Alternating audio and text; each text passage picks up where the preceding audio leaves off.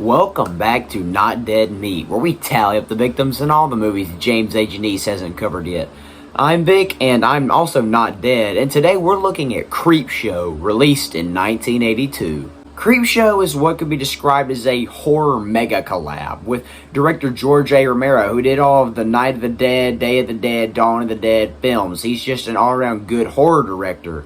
Stephen King, who's, Stephen King, horror writer legend. Tom Savini, makeup legend wizard, who just does a lot of cool effects for a lot of good horror movies, and a lot of good horror actors as well. The film was made to reference the old horror EC comics, which were weird, goofy, and a little bit gruesome, just like this film.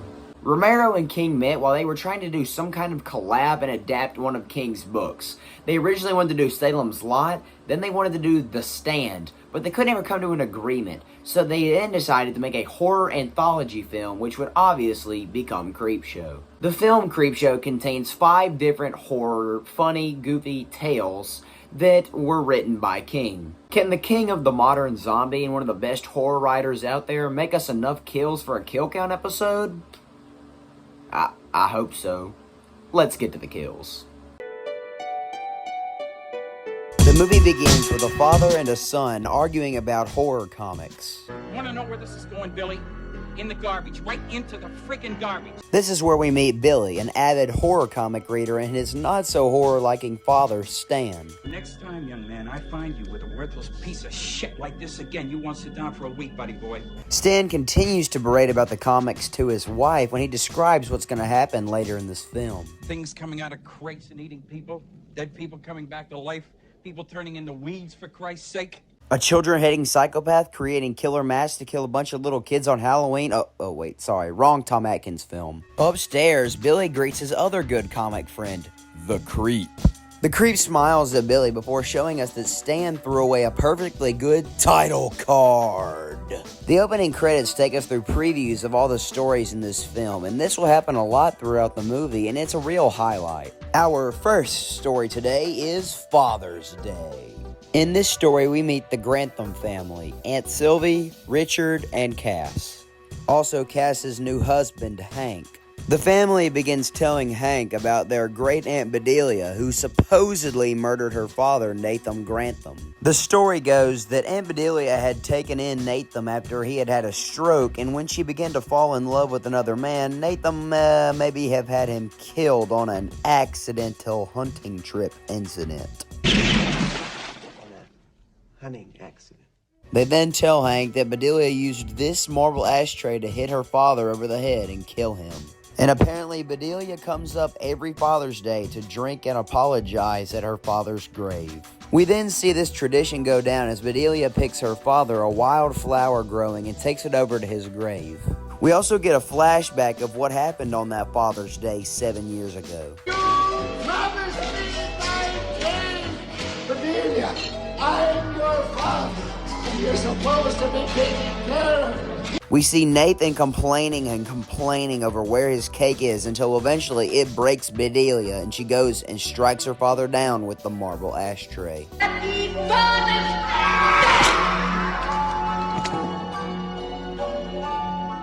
Back in the present, we see Bedelia giving her father the flowers that she picked while also wishing him a happy Father's Day. Bedelia then sits down and begins talking to her father's grave about that fateful day. You bitch! You called me a bitch! Viveka Lindford actually gives a pretty good performance as she shows her pain but also kind of happiness for killing her father. But do you know who hates good performances? Nathan Grantham, as he rises back from his grave asking one great question.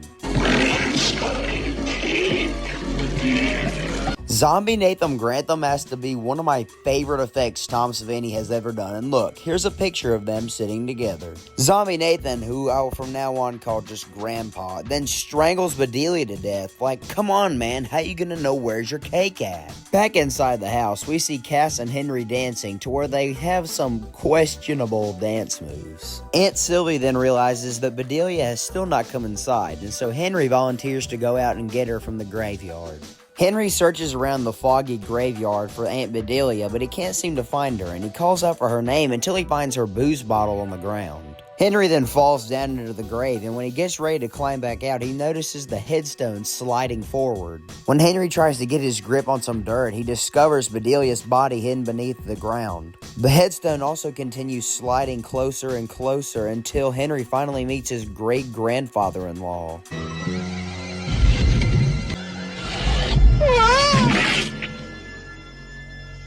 Who I guess he doesn't approve of. Back in the house, we see that after doing some more dancing that annoys her family, Cass begins worrying about her husband. Eventually, their Aunt Sylvie decides that she will go and get him from the graveyard. But first, she goes to check on the dinner, where she sees the mud has been tracked into the main kitchen. Sylvie then enters the main kitchen, where she just sees it's completely devoid of anything. Well, except for Mrs. Danvers' dead body in the pantry or something. Sylvie freaks out over the corpse, and she runs right into her grandfather, and he thinks her neck has been looking a little stiff lately.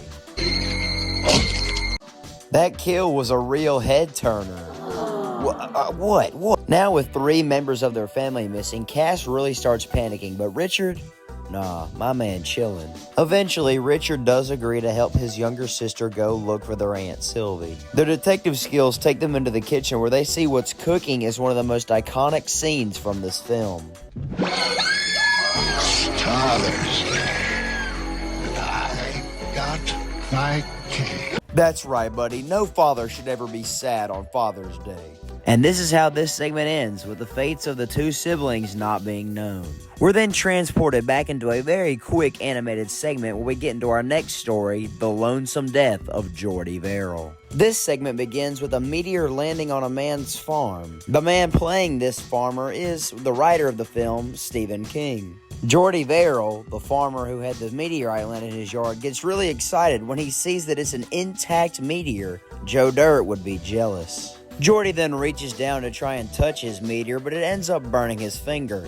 Jordy figures he could sell the meteor to a college in order to pay off a few bank loans. As he fetches a pail of water in order to cool off the steaming meteorite, he realizes there are bumps forming on his fingers from where he put his hand on the meteorite. He ignores the strange occurrence, though, and goes and dumps the water all over the meteor, but the sudden temperature change causes the meteor to shatter into 2 pieces. He figures because it's no longer in one piece, it's lost some of its value, yet he pursues and dumps a blue mysterious liquid out of the fragments and places them into a bucket. Meteor ship!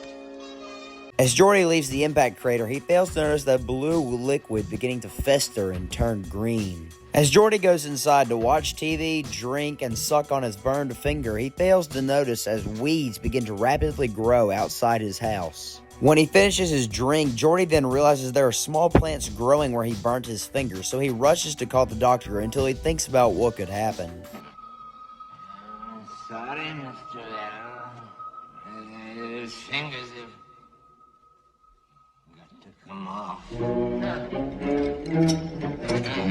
Deciding that he doesn't want to lose his fingers, he doesn't call the doctor, but then he realizes he's been sucking on his plant-covered injury this entire time. So he runs to the bathroom to where he sees he doesn't have a green thumb, but a green tongue. Am I right? As the night progresses, the plant growth continues, starting to grow on stuff that's just all around Jordy's farm. Jordy begins panicking inside when he sees all the growth that's happening in his house, but then when he goes outside, his panic only increases as he sees how bad the growth has gotten. No! So to calm down his nerves, Jordy fixes himself a glass of vodka orange juice mix. I guess it does the trick. Jordy wakes up from sleeping only to see that the weed problem has gotten worse than when he fell asleep. Jordy starts filling his bathtub, thinking that the water will help him fix his issue when the ghost of his dad appears in his bathroom mirror. I don't know if this is just his brain hallucinating because all the plants are sucking the nutrients out, but Ghost Dad tells him that the plants are trying to make him get into the water so they can grow even more. And that by getting in the tub, he's basically just killing himself. But Jordy can't seem to rid of the plant's influence, and so he eventually gives in and hops into the bathtub. It turns out Ghost Dad was right, as the next time we see Jordy's house, it just looks like a rainforest, and Jordy himself looks like he's a ghillie suit. Jordy decides he can't live like this anymore, so he reaches for a shotgun and begs for there to be a shell in before he pulls the trigger.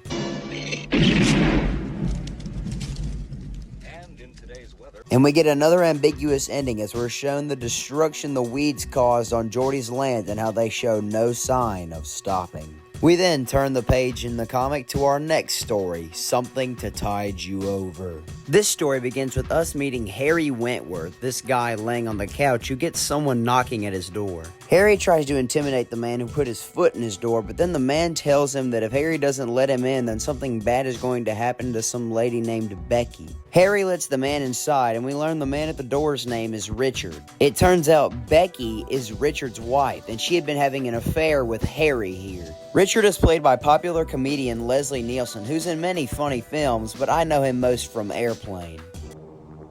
Surely you can't be serious. I am serious. And don't call me Shirley. The two men bicker a bit longer until Richard shows a recording that he has for Harry. He's got me. Please come. Please. He's got me. If you don't come, then please, Harry. Richard then tells Harry that if he wants to see Becky alive, he's going to have to come with him. The two men get into Richard's car, and Richard drives Harry all the way down to the beach. When Richard finally stops driving, he gets out and tells Harry to follow him to where he then points out something that appears to be buried in the sand.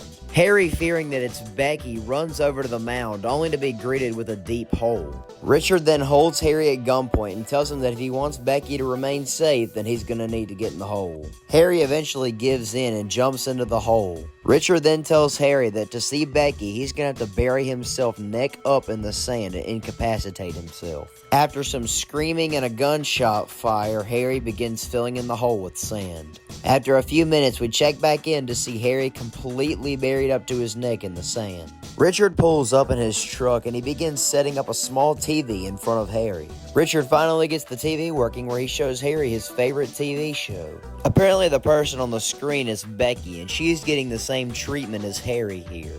Richard then tells Harry he didn't lie to him as he is seeing Becky again. Richard then packs some of his stuff up before telling Harry he'll see him later. Harry continues to watch Becky on the TV until it shorts out due to the rising tide. As Richard arrives back at his house, he walks in and turns on two TVs and begins watching the two suffer. As Harry is continuously pummeled by waves, he then realizes what Richard's malicious plan is and that he's not coming back for either of them. Harry then looks into the camera and says something to Richard. I'm gonna get you. You hear me, Richard? You hear me, Richard? I'm gonna get you! Hold your breath there, Harry. Richard returns to the beach later to retrieve his equipment, and after he can't find Harry's corpse, he assumes that the current pulled him out to sea. Later in the day, when the sun is going down, we can see mysterious footprints leaving the ocean. As Richard lays in bed and watches TV, he begins hearing strange noises while accidentally missing strange occurrences. As Richard prepares to take a shower, something enters his house and spooks all the fish in his aquarium. Richard hears footsteps coming all throughout his house, so he hops out of the shower, puts a robe on, and grabs his gun.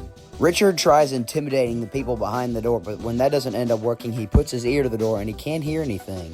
He throws open the door to see two waterlogged corpses of Harry and Becky, and I'll count them now that we see their bodies. The zombies begin talking about how they dug a hole for Richard on the beach and how great sand treatment does your skin, but Richard shows them his coupon. They dug a hole for you, Richard. Richard continues trying to use the gun, shooting them over and over and over again until it proves ill-effective, so he retreats to the bathroom. After waiting a few seconds, it appears the zombies can't get through the door until he turns around and they're right behind him. They then take the terrified Richard down to the beach before they give him a taste of his own medicine by setting up a camera and leaving him buried up to his neck. And as this final story concludes, I will count Richard as dead, as we can already see how high the tide is, and he said no one else has access to this beach, so I'm pretty sure he's not getting out of this hole. We then begin the fourth and my personal favorite of all the segments, the crate. This tale begins with a janitor dropping his quarter underneath a set of stairs, but when he goes to retrieve the coin, he finds a mysterious crate.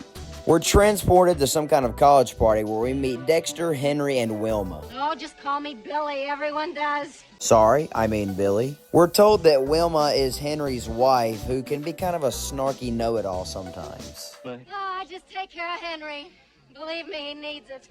We're also shown that Dexter and Henry are good friends as they like to play chess together. We then see the janitor calling Dexter, telling him about the crate he found under the stairs. Dexter tells him it's most likely just old packages and garbage that they shoved under the stairs to get out of the way. But Dexter is more intrigued when the janitor tells them that there's two things stamped on the crate. One a date reading June 19th, 1834, and another thing reading Arctic Expedition. Dexter then hops in his car and leaves to get to the college to explore the crate. After Dexter leaves, Henry turns around and pulls out a gun and shoots Billy right in the face. What? And while this is a really creepy shot of Wilma's body on the ground and all the people at the party begin clapping, nothing goes on the count, and it's revealed to be a creepy fantasy of Henry's. It's not like he's a serial killer or anything, he just really wants to get rid of his verbally abusive drunken wife. At the college, Dexter and the janitor unscrew the grate on the stairs and they go underneath. The janitor retrieves his quarter and Dexter examines the box. The two men work together to lift the crate and remove it from underneath the stairs before setting it on a classroom table.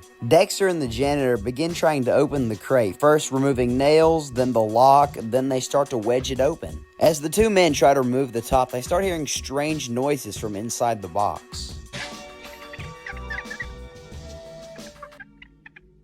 Both of the men now equally curious, the janitor makes a grave mistake. Looks like a couple of emeralds.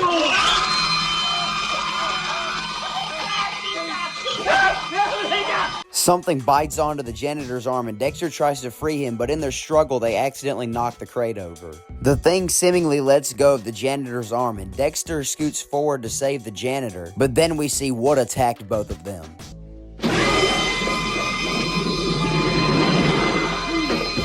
The monster then pulls the janitor, who's apparently named Mike, into the box before grotesquely eating him. Dexter, terrified, runs out of the room and runs right into Charlie, and one of the students here at the college. Dexter tries telling Charlie that a Yeti monster from over a century ago came out of a box and ate one of the janitors, but it's kind of safe to assume that Charlie doesn't believe him. Not believing Dexter's tale, Charlie runs down the stairs to where the incident happened. Charlie is then traumatized for life. Charlie then accuses Dexter of killing the janitor, and then Dexter tries to show him where the crate is, but it appears to be gone. Dexter and Charlie move in, seeing that there's a blood trail leading back under the stairs. Charlie then spots a bloody shoe under the stairs, and he plans on going to grab it so he and Dexter can measure the bite marks. Charlie slowly creeps under the stairs and eventually gets to the shoe before hurling it out to Dexter. But as Charlie gets closer to the crate, the monster appears behind him.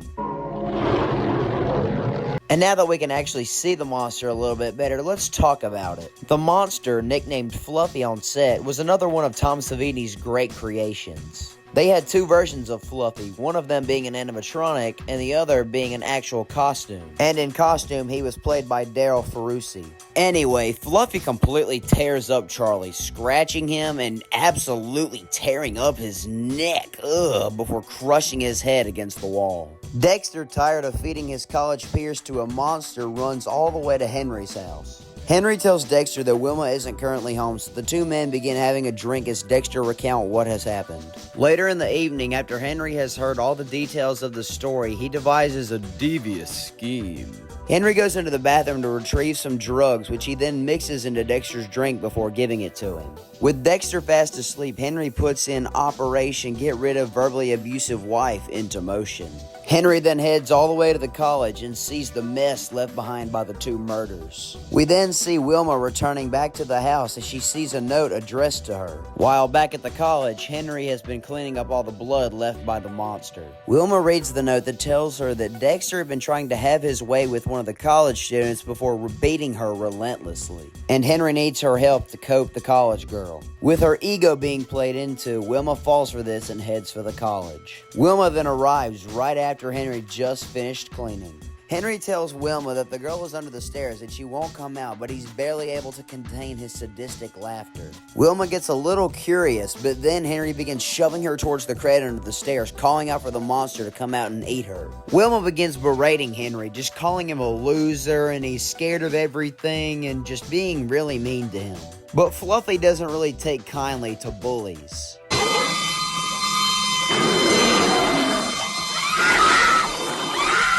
Wilma is then completely devoured off screen. After letting Fluffy finish its business, Henry goes and grabs a padlock before locking the crate shut, which the monster doesn't really like. Henry then carts the crate off, puts it in his car, drives down to the quarry, and throws the crate into the water and letting it sink. Once Dexter awakes in the morning, Henry tells him that he has disposed of the monster. And since the monster ate all the people whole, there's no evidence, and so both men agree not to say anything to the police. They both then sit down to enjoy a chess game in peace and quiet without Wilma. But we get yet another ambiguous ending as we see Fluffy didn't drown and it breaks out of its crate prison.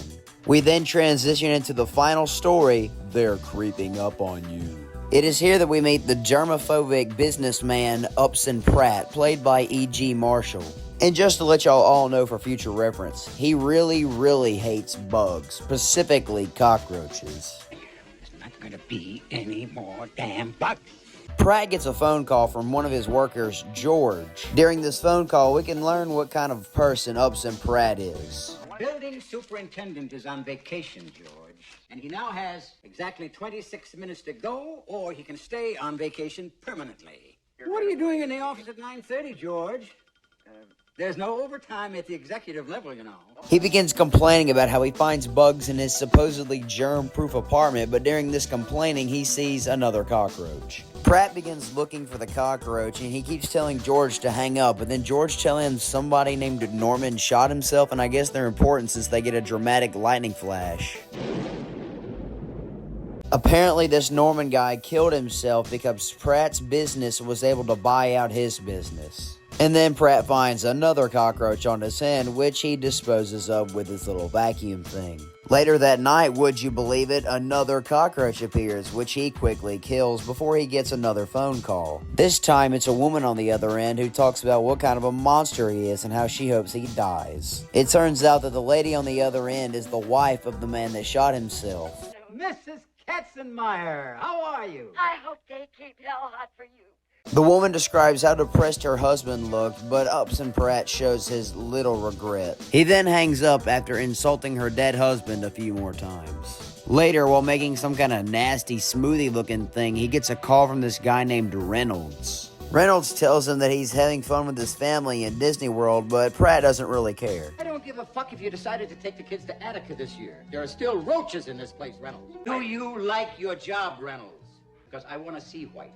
Pratt, it's almost 10:15. And if I don't first see White, and then the exterminators within the space of a half an hour, you will have no job by midnight tonight. Do you understand me?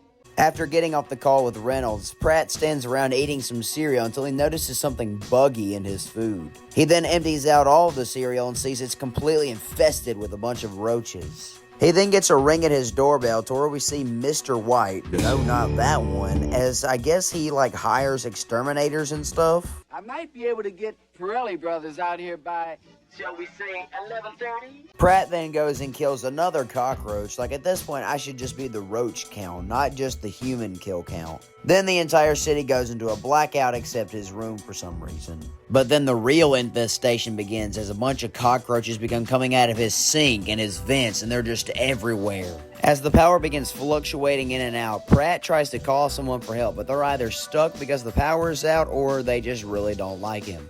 Pratt, freaking out even more and seeing the thousands of swarms running all around, goes into a safe room which he locks himself into. But just as Pratt thinks he's safe, he lifts the sheets up on a bed to see a terrible case of bed bugs. The bugs once again begin swarming and crawling all over Pratt until he falls over and the power goes off completely.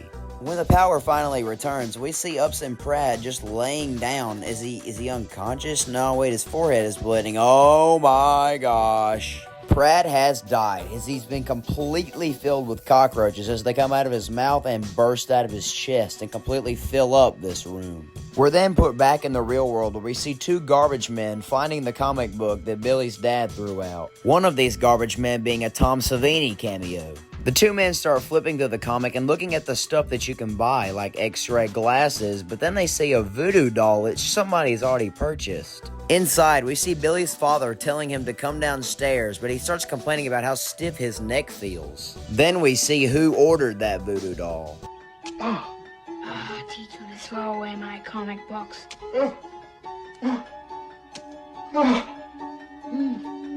I guess comics do cause violence.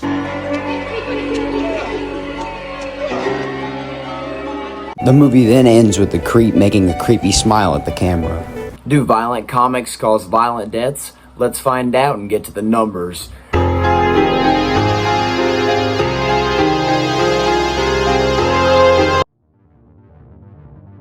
I counted 15 victims in Creepshow, 10 men and 5 women. And with a runtime of 117 minutes, that gives us a kill on average every 7.8 minutes.